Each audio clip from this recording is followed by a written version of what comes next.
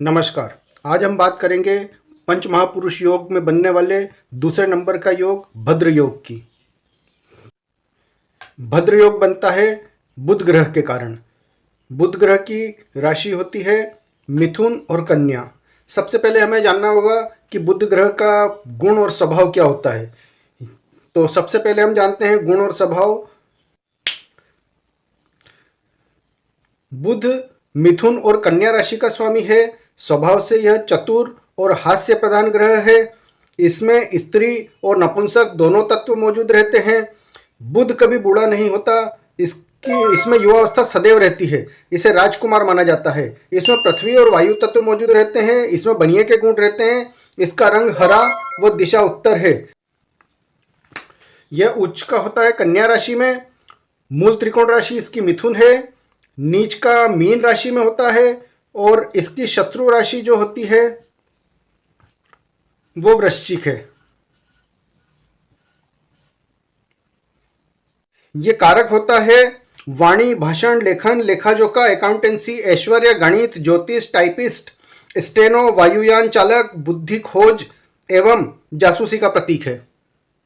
ये जो भद्र योग बनता है इसमें जो खास जिसका ग्रह के कारण बनता है वो बुध होता है। बुध की प्लेसमेंट है जो मैं भी आपको बताता हूं।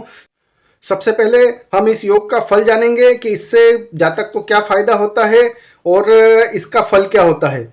भद्र योग में पैदा हुआ जातक सिंह के समान पराक्रमी और अपनी बुद्धि द्वारा शत्रुओं का नाश करने वाला होता है।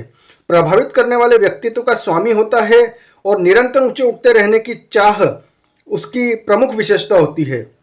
बंधु बांधव, मित्रों और संपर्क में आने वाले लोगों की हर संभव मदद करने को हमेशा तैयार रहता है।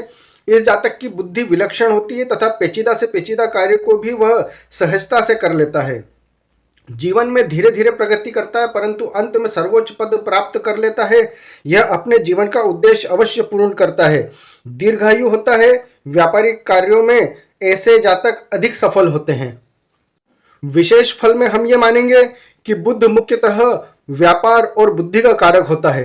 अतः बुध जब केंद्र भाव में बली होकर बैठता है तो निश्चय ही जातक व्यापार को देश विदेश में फैला देता है या फिर बुद्धि के कारण किसी उच्च पद को प्राप्त करने में सफल हो जाता है। ऐसा व्यक्ति कठिन से कठिन परिस्थिति में भी नहीं घबराते और संकट एवं बाधाओं के बीच से अपना रास्ता ढूंढ लेते हैं। तुरंत निर्णय लेने की शक्ति इनकी विशेष क्षमता होती है। ये वाणी के धनी होते हैं। अपनी प्रभावशाली वाणी के कारण लोकप्रिय होते हैं और बहुत ही अच्छे काउंसलर बन सकते हैं। अब ये समझेंगे कि ये जो भद्र योग है ये बनता कब है। ये बुध के कारण बनता है और ये जो 4 केंद्र होते हैं 1, 4, 7 और 10, इनमें कहीं पर भी बुध बैठा हो, केंद्र में बुध हो, पहली शर्त। और दूसरी शर्त होती है कि वो मिथुन या कन्या राशि में हो। तो मिथुन राशि जो होती है वो 3 नंबर होती है, कन्या राशि होती है वो 6 होती है। इस तरह ये मिथुन और कन्या राशि में उच्च का या मूल त्रिकोण राशि स्वराशि में होकर के जब कभी केंद्र में बैठता है तो भद्र योग बनता है। भद्र योग का फल मैं आपको बता चुका हूं।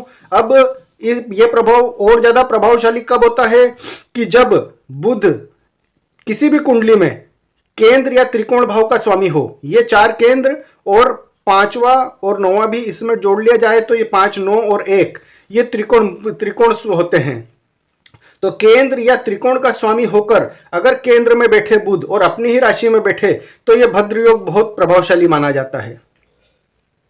इस प्रकार आज हमने जाना कि भद्र योग का फल क्या होता है और कैसे बनता है। आज के लिए इतना ही। नमस्कार।